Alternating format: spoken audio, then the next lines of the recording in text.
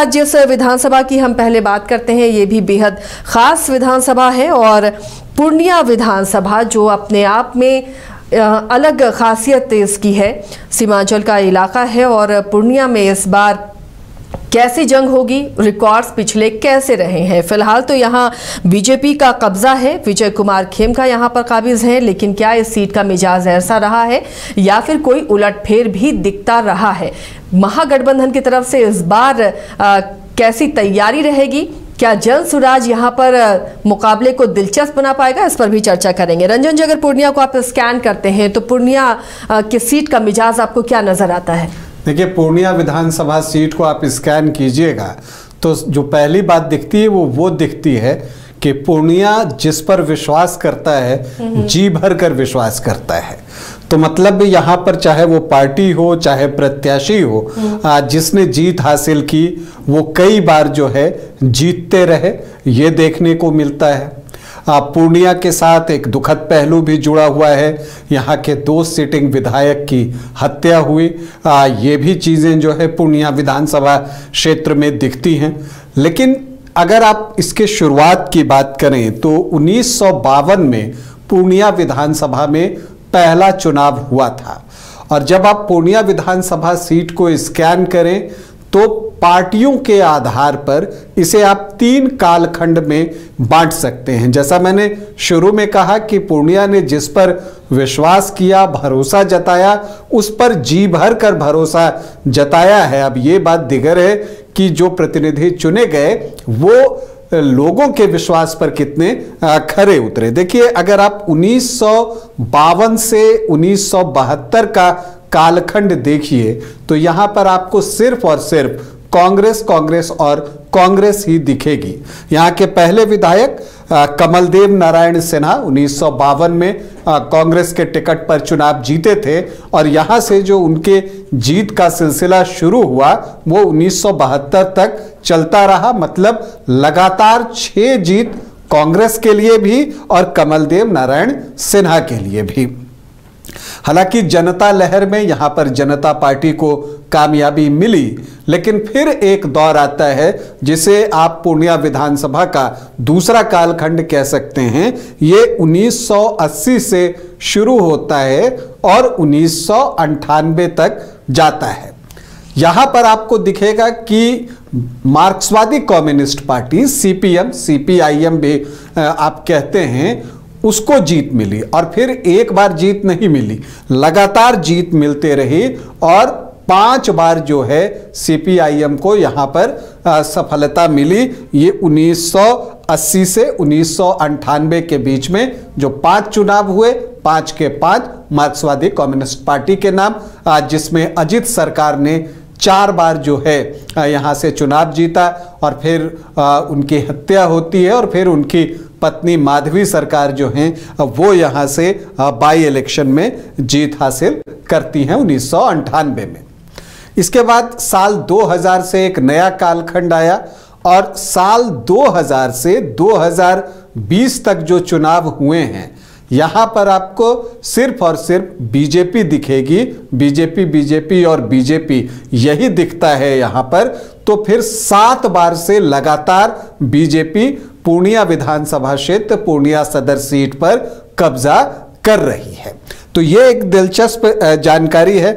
यहाँ पर अगर हम व्यक्तिगत जीत की बात करें तो जैसा मैंने कहा कि सर्वाधिक 6 जीत जो है वो कमलदेव नारायण सिन्हा के नाम है। 6 बार उन्होंने सफलता अर्जित की थी।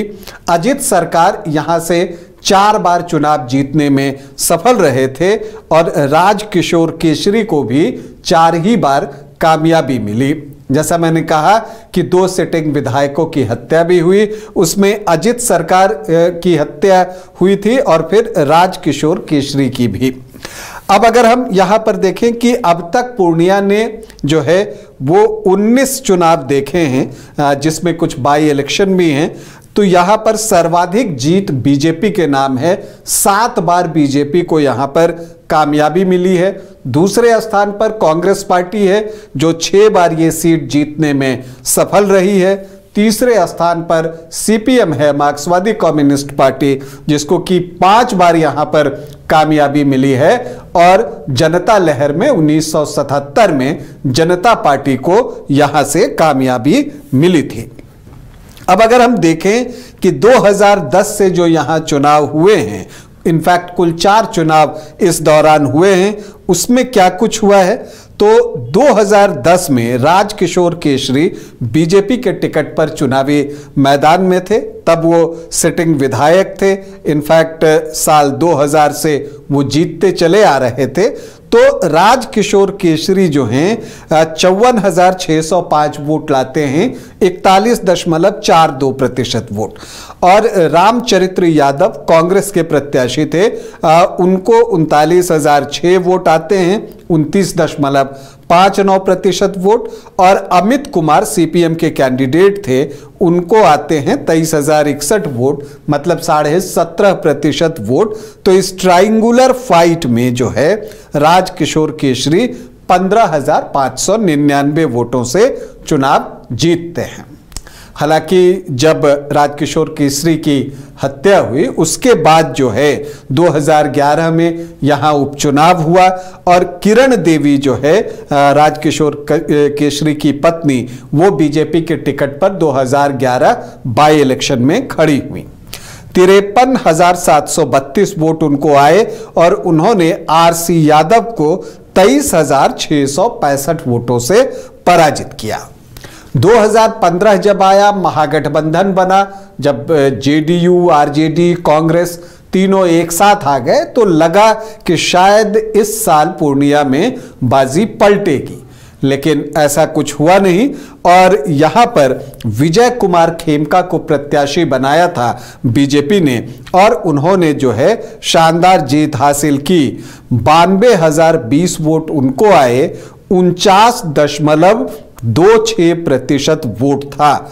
और यहां पर इंदु सिन्हा कांग्रेस के टिकट पर चुनावी मैदान में उतरती हैं, 59,205 वोट, मतलब 31.7% वोट उनको आता है। और रामचरित्र यादव जो है वो टिकट कटने के बाद निर्दलीय उतरते हैं, 7,614 वोट, मतलब 4.08% वोट उनको भी आता है।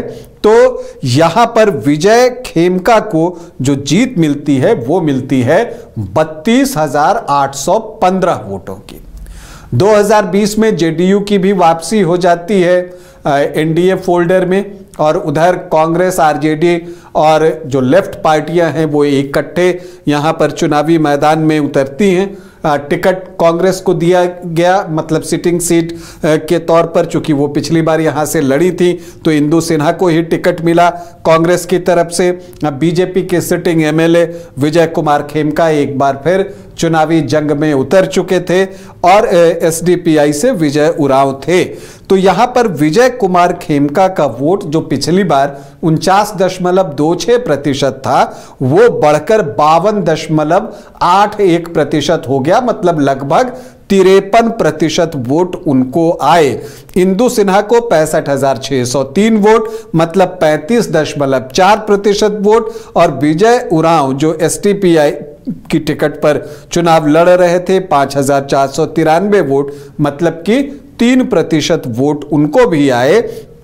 तो जो जीत हुई वो हुई 32,154 वोटों की, और ये 7वीं मर्तबा था जब पूर्णिया में कमल खिला था। तो ये पिछले चुनाव के आंकड़े हमें समझा रहे हैं कि पिछली बार भी यहां पर जो है बीजेपी को 50% से ज्यादा वोट मिले थे, इनफैक्ट 53% के आसपास वोट मिले थे। हालांकि जब आप लोकसभा का चुनाव देखिएगा तो पप्पू यादव यहां से चुनावी मैदान में थे और यहां उनको लीड मिली थी। हालांकि मुकाबला बहुत जेडीयू के साथ उनका यहां पर कड़ा रहा। 4,391 वोटों की लीड पूर्णिया विधानसभा में पप्पू यादव को मिली, लेकिन दिलचस्प ये रहा कि आरजेडी को सिर्फ 2,385 वोट लोकसभा चुनाव में पूर्णिया को आए थे, 1.18% वोट। मतलब ये था कि महागठबंधन का पूरा का पूरा वोट जो है वो पप्पू यादव की तरफ शिफ्ट हुआ।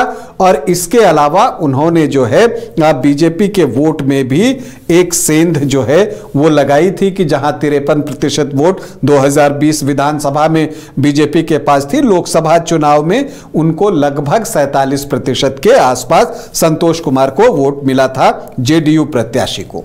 अब सवाल उठता है कि दावेदार इस बार कौन होंगे। देखिए, इंदु सिन्हा पिछला 2 चुनाव हार चुकी हैं, तो हालांकि वो लगी हुई हैं, उनकी कोशिश है कि एक बार फिर से उनको टिकट दिया जाए, पार्टी उन पर भरोसा करे। लेकिन कई दावेदार हैं, इन सब के बीच जो एक दिलचस्प घटना हुई है, पूर्णिया मेयर के पति जो हैं जितेंद्र यादव, विभा कुमारी के पति जितेंद्र यादव कांग्रेस पार्टी में शामिल हो गए हैं। दरअसल जितेंद्र यादव पहले जेडीयू में थे और वो प्रदेश के जो है वो महासचिव भी थे, लेकिन जब लोकसभा चुनाव में जेडीयू को पीछे रहना पड़ा तो फिर इनकी बर्खास्तगी हुई थी और अब इन्होंने कांग्रेस जो है वो ज्वाइन कर ली है। तो एक ये भी दावा ठोक रहे हैं और चाहते हैं कि यहां पर कांग्रेस के टिकट पर चुनाव लड़े।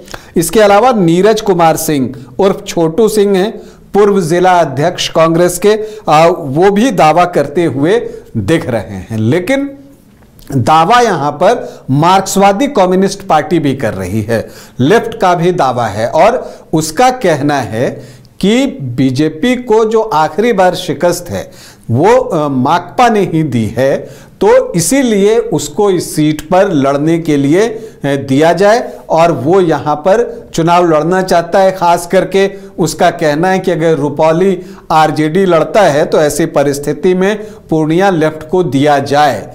क्या होता है इस पर जो है आगे देखना होगा, क्योंकि ये भी देखना होगा कि यहाँ पर कांग्रेस पार्टी इसके लिए तैयार होती है या नहीं, क्योंकि यहाँ पर ट्रेडिशनली बीजेपी वर्सेस कांग्रेस की ही लड़ाई आप पिछले कई चुनावों से देख रही हैं।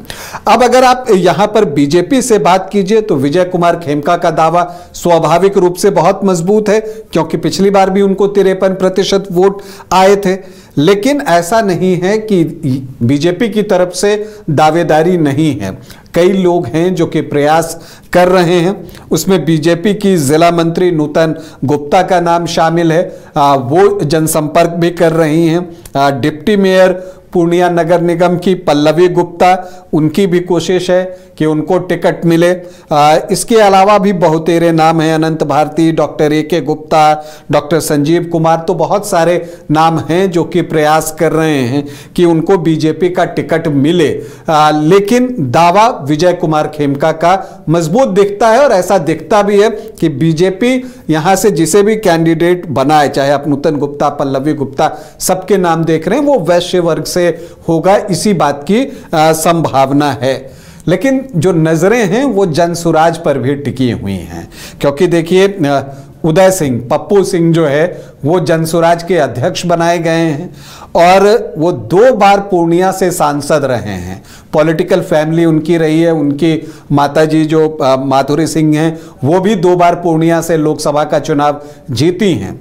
तो इसीलिए जनसुराज की उम्मीदें भी पूर्णिया विधानसभा क्षेत्र से लगी हुई हैं। तो यहां पर कौन कैंडिडेट होगा ये देखना दिलचस्प होगा। निश्चित तौर पर उसमें उदय सिंह का जो है वो किसका समर्थन होता है, शायद वही प्रत्याशी यहां पर उतरे, तो एक रोचक मुकाबला। और एक और चीज है कि सीमांचल की जब हम बात करते हैं, मुस्लिम वोटर्स की संख्या यहां पर भी ज्यादा है, सर्वाधिक है, 25.7% जो है मुस्लिम वोटर्स हैं। तो क्या ऐसी परिस्थिति में AIMIM भी सोच सकता है कि वो यहां पर चुनाव लड़े, और वो चुनाव लड़ता है तो उसका क्या इंपैक्ट होता है ये भी देखना दिलचस्प होगा। अब अगर हम यहाँ के जातीय समीकरण को देखें कि वो क्या है, ये एक अनुमान पर आधारित है, तो यहाँ पर जो अनुसूचित जाति के वोटर्स हैं 11.14%, यहाँ पर ट्राइबल वोटर्स की संख्या अच्छी है, लगभग 6% के आसपास, 5.99% वोट उनके पास भी है। जो मुस्लिम वोटर्स हैं 25.7%, यादव 6 से 7%, तो 31.5 से 32.5% का MOI इक्वेशन जो है यहाँ पर बनता है। और ब्लॉक के लिए तो एक अच्छा आंकड़ा नजर आ रहा है यहाँ पर। जी हाँ, ये दिखता है कि हाँ MOI जो है 31.5 से 32.5% है। लेकिन जब हम महागठबंधन के वोट देखें तो 2020 में 35.4%, 2015 में 31.7%। तो कहने का मतलब कि MOI तक ही ठहर जा रहा है महागठबंधन। बाकी तरफ जो एक स्प्रेड होना चाहिए वो स्प्रेड कर पाने में संभव नहीं हो पा रहा है। राजपूत यहाँ 5 से 5.5%, भूमिहार बहुत कम है, 1% से भी कम 0.75%, ब्राह्मण 5.5 से 6% हैं, और यहां पर कायस्थ भी 1.5-2% के आसपास हैं। तो 13 से 15% का आंकड़ा सामान्य जाति का पहुंचता है। कोयरी 3.5 से 4%, कुर्मी 4 से 4.5%, तो 7.5 से 8.5% जो है कुशवाहा और कुर्मी वोटर्स लवकुश जो हैं वो मिलकर होते हैं। लेकिन वैश्य वोटर्स की संख्या यहां अच्छी खासी है, 10 से 11%, कुछ जो है उसको ज्यादा भी कहते हैं। तो अगर आप देखिए तो 32-33% का आंकड़ा जो है वो एनडीए वोटर्स का जो ग्रुप है, परंपरागत रूप से आधार जिसको आप कहते हैं आधार वोट बेस, वो वही पहुंचता है। तो MOI आपको दिखता है 31.5 32%, और इधर आपको 32-33%। तो ऑलमोस्ट आमने सामने दोनों दिखते हैं, और बहुत करीबी जो है आधार वोट बेस है दोनों गठबंधन का। लेकिन जो अन्य जातियां हैं, चूंकि यहां पर अदर OBC EBC 12 से 14%, तो उनके वोट का जो है एक इंपॉर्टेंस है, और साथ ही यहां बंगाली वोटर्स भी ठीक ठाक संख्या में हैं। तो ये सारे जो वोटर्स होते हैं उसका बड़ा चंक जिसके पास निकलता है और बल्क में निकल जाता है, जीत उसी को पूर्णिया में मिल जाती है। और ये चीज हमने देखी है कि ये कर पाने में बीजेपी सफल रही है, और यही वजह है कि लगातार 7 बार से चुनाव जीत रही है, और उसका जो मत प्रतिशत है वो ऑलमोस्ट 50% के आसपास है। तो एज आपको पूर्णिया में फिर से बीजेपी को देना होगा। लेकिन अगर महागठबंधन को कोई नई रणनीति के साथ जो है सामने आना पड़ेगा, चूंकि जो आधार वोट बेस के अलावा वोटर्स हैं उसमें से वो एक बड़ा हिस्सा निकाल सकें, जो कर पाने में फिलहाल अब तक जो है महागठबंधन सफल नहीं दिखा है। तो एक रोचक मुकाबला पूर्णिया में, और महागठबंधन की रणनीति पर सबकी नजर होगी। तो चलिए, पूर्णिया में मुकाबला बेहद दिलचस्प होने वाला है, और किस तरह से यहाँ दोनों ब्लॉक की तैयारियां क्या होंगी और इस बार जनता किसे चुनेगी उस पर हमारी भी नजर रहेगी।